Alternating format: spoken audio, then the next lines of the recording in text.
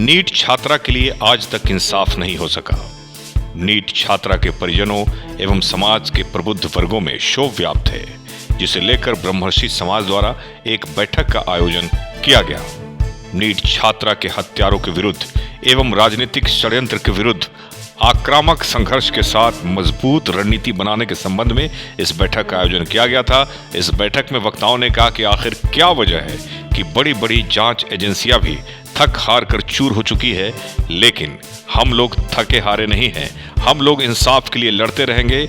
जब तक इंसाफ नहीं मिलता तब तक आंदोलन जारी रहेगा, संघर्ष जारी रहेगा। एसके मिर्जा, ईशा न्यूज के लिए। इस नीट छात्रा ने एक ऐसी मामला को उजागर किया गया है, पूरे बिहार राज्य में पीएमसीएच पोस्टमार्टम रिपोर्ट का पूरे बिहार को मान्यता प्राप्त है, लेकिन इस मामले में पीएमसीएच की रिपोर्ट को एम्स में जाकर रिव्यू करने के लिए भेजा गया है। ये हमारे हमारे राज्य का दुर्भाग्य का बात है। अब तो हम लोग पर पीएमसीएच के डॉक्टरों पर भी भरोसा उठ जा रहेगा।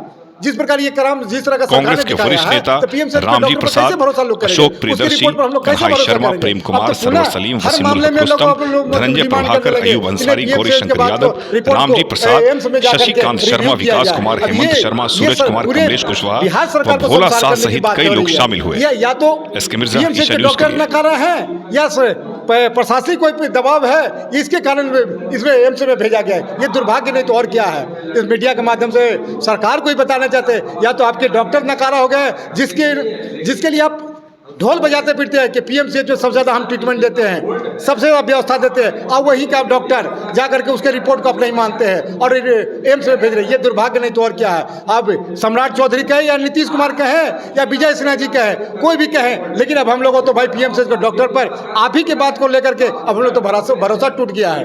और ये नीट की छात्रा जो न करवाए, इस सरकार को भद्द पिटवा दी है। इस सरकार को न बोलने लायक रह गई है, न सुनने लायक रह गई है। इसकी बात को सरकार को कोई जो बात को सुनने को तैयार नहीं है। आम जनमानस में इनके प्रति जो विरोध और जो आक्रोश उत्पन्न हो गया है, वो बहुत जल्द सरकार को देखने को मिलेगा। रोड पर लोग उतरेंगे और सरकार को ध्वस्त कर देंगे। सबसे पहले तो आपको इस चैनल से आपका आगे आवाज़ उठाने के लिए आपको बहुत बहुत धन्यवाद, जो हम लोग सामने आ पाए और हम लोग की आवाज़ को आगे बढ़ाएंगे।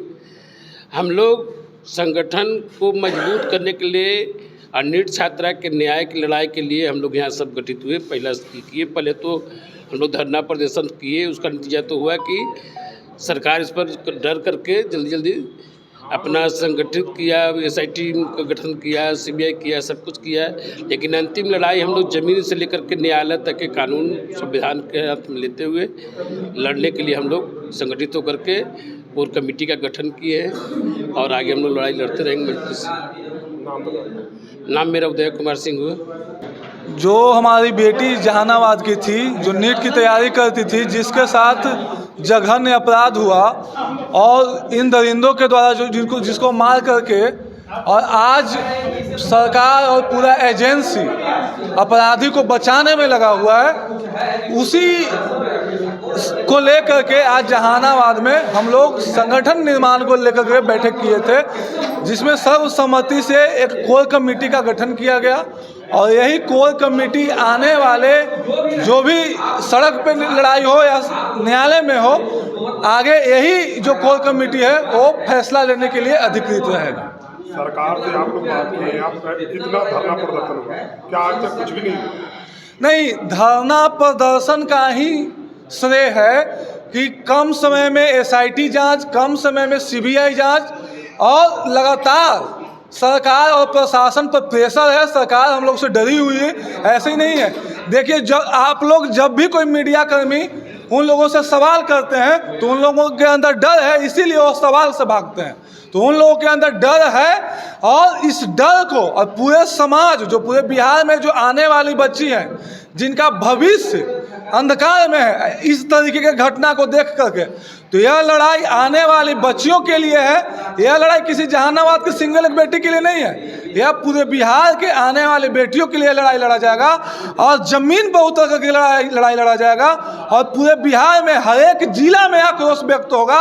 हमको दिल्ली में जंतर मंतर पर बैठेंगे और बड़े आंदोलन और जन आंदोलन और आक्रोशित रूप से हम लोग जन आंदोलन करने के लिए आगे बढ़ेंगे इस लड़ाई में।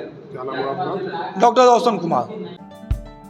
फ्री स्वास्थ्य सेवा माह के तहत कुर्मा संस्कृति मेडिकल कॉलेज एंड हॉस्पिटल लेकर आया है एक अनोखी पहल। 25 अप्रैल 2026 से सभी भर्ती आईपीडी मरीजों के लिए हजारों से लाखों रुपए तक का इलाज बिल्कुल मुफ्त। यहाँ मिलती है 650 बेड की सुविधा और 250 से अधिक अनुभवी डॉक्टरों की टीम। सभी इलाज, सर्जरी, जांच, दवाइयाँ, यहाँ तक की डिलीवरी, नॉर्मल और सिजेरियन, सब कुछ फ्री। कुर्मा संस्कृति मेडिकल कॉलेज एंड हॉस्पिटल।